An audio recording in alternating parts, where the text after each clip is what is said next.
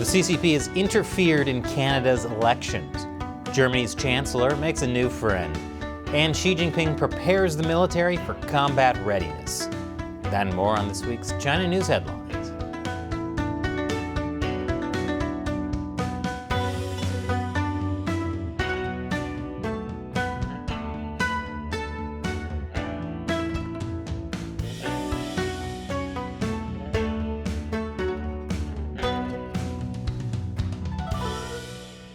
Welcome to China Uncensored. I'm Chris Chappell.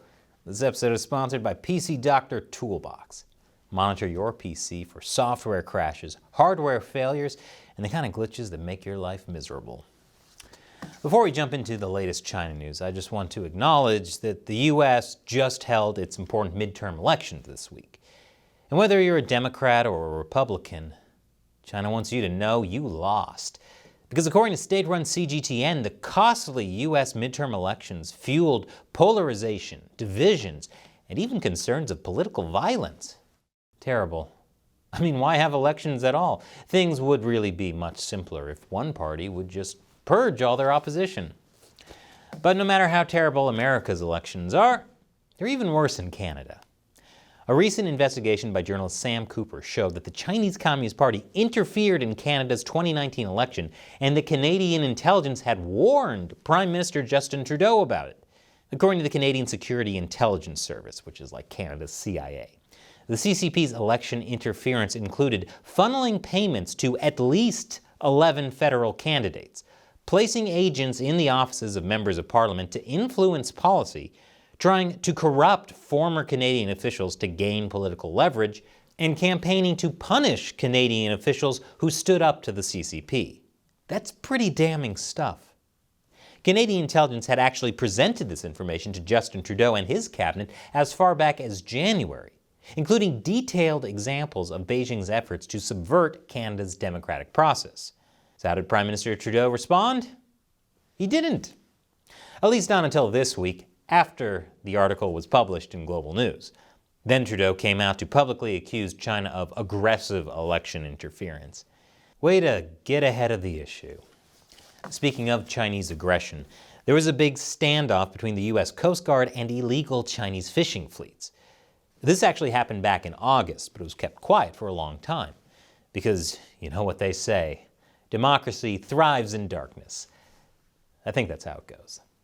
Anyway, what happened is a heavily armed U.S. Coast Guard cutter sailed up to a fleet of a few hundred Chinese squid fishing boats, not far from Ecuador's Galapagos Islands.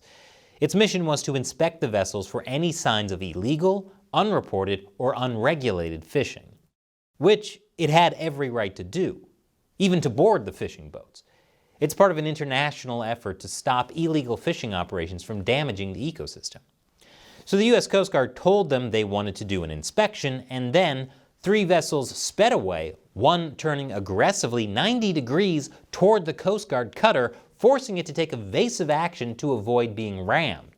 The Coast Guard avoided the collision and was eventually able to board 2 of the ships. But this, of course, created an international incident, because the Chinese regime was upset, saying it was the U.S. that acted illegally. And also, China has zero tolerance for illegal fishing activities. We only found out about the incident in November after U.S. personnel told ABC News about it. But they requested anonymity to avoid jeopardizing a multilateral process seeking to force China to sanction the vessels. They think a secretive multilateral process will get the Chinese Communist Party to change its behavior? China may not be afraid of being shunned by the world, or even war, but surely they're terrified of quiet American bureaucracy. Ooh. And after the break, the German Chancellor visits Beijing to make a new friend. Welcome back. German Chancellor Olaf Scholz met with Chinese President Xi Jinping last week.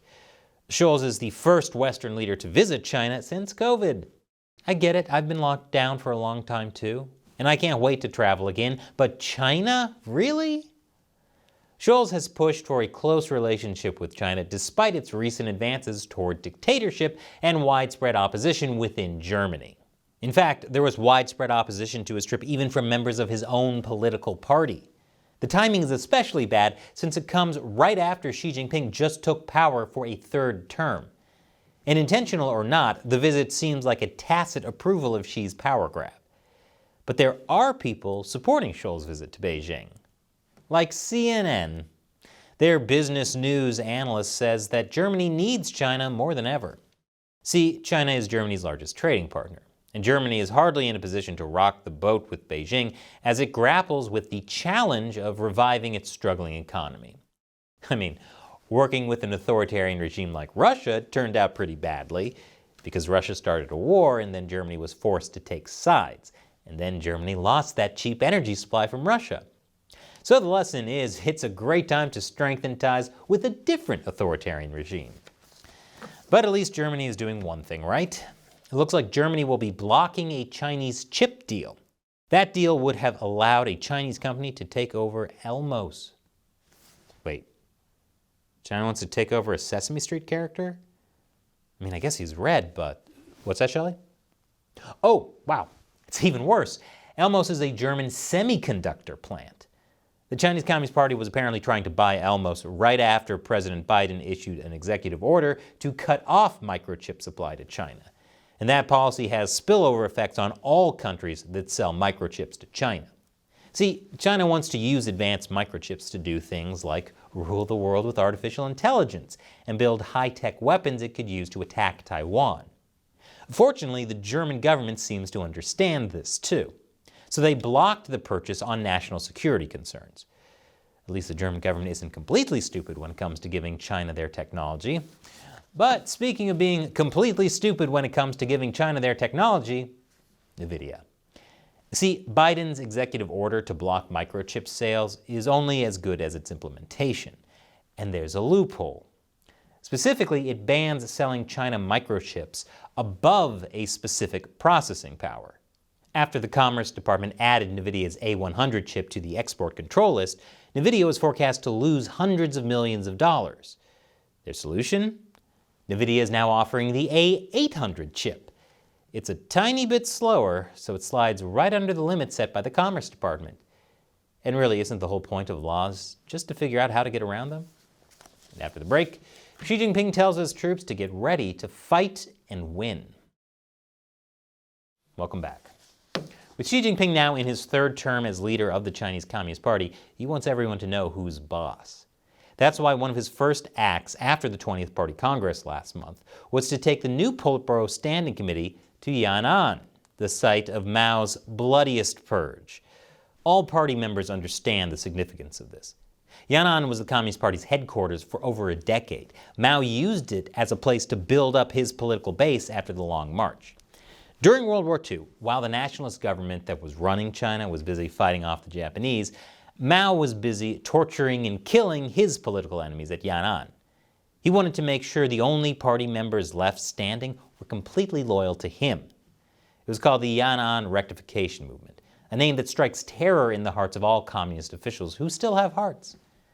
Scholars believe that at least 30,000 were purged and some 10,000 executed during that movement. That was in the 1940s. Yan'an is now considered a national landmark because of its place in Communist Party history. It's become a hotbed of what's called red tourism. Yes, you too can dress up like a member of Mao's Red Army and stand outside the house where he lived while he killed a bunch of people. It's like Disneyland, but for purges. So because of all the party history here, it makes sense for Xi Jinping to bring his top officials to Yan'an after re-upping his status as leader of the Communist Party. But since it's also the place where Mao purged a bunch of officials he considered disloyal, well, let's just say the subtext of that is not lost on these officials. Speaking of getting ready to kill people, the Chinese military, which, as I've explained in the past, is actually an arm of the Communist Party, not the government. This week, Xi Jinping visited the Central Military Commission Command Center. According to Chinese state-run media, Xi said the entire military should devote all its energy to and carry out all its work for combat readiness, enhance its capability to fight and win, and effectively fulfill its missions and tasks in the new era. Now, Xi Jinping says this pretty much every time he visits the military. I mean, who's going to visit their military and say, "Don't be combat ready, guys. In fact, don't worry about winning wars. you're all winners on the inside. But every time Xi Jinping does this, there's international headlines. This one's from March of 2021. And yet it's like Western leaders don't believe him when he talks about this, because they're responding by doing things like visiting China to enhance trade and allowing companies to sell China microchips that can be used in weapons. I mean, there's always the off chance that the Communist Party won't invade the free and democratic country of Taiwan if we give them lots more money and technology. You gotta have hope. Speaking of the Communist Party preparing for war, more than 5,000 Chinese military staff now live on man-made islands in the South China Sea. We know this because China's state-run CGTN said on Monday that a Chinese ship visited 13 islands of the Paracel and Spratly archipelagos and provided medical services to more than 5,000 people, and it referred to them as officers and soldiers. This is a big deal because it's the first time state media have revealed how many military personnel are stationed on those artificial islands. But they're only disclosing that it's at least 5,000. One U.S. private security company estimated earlier this year that it might be closer to 10,000, which makes sense. There's been an incredible amount of buildup in recent years, with at least 3 islands fully militarized, including long airplane runways, tons of radar towers, and of course, lots of housing for troops. And if after all this you don't believe the Chinese Communist Party is planning to invade Taiwan, I don't know what show you've been watching, but it's not the one you're watching right now. And this episode has been sponsored by PC Doctor Toolbox. There are many reasons your computer crashes, like buggy software, hardware failures, and general slowdowns with older computers. And the worst part is, your computer always seems to crash at the worst time, like when you're about to give a presentation or when you're on the road and there's no IT person around to help. Fortunately, there's PC Doctor Toolbox with remote monitoring. If you're concerned about the health of your computer and want tools to prevent untimely system issues, you should be using PC Doctor Toolbox. Stop crashes before they happen. And we have a special announcement for China Uncensored viewers. Toolbox is now free for personal use on up to 5 PCs with remote monitoring. Use the link below to sign up and download your 5 free copies of Toolbox today. I'm Chris Chappell. Thanks for watching China Uncensored.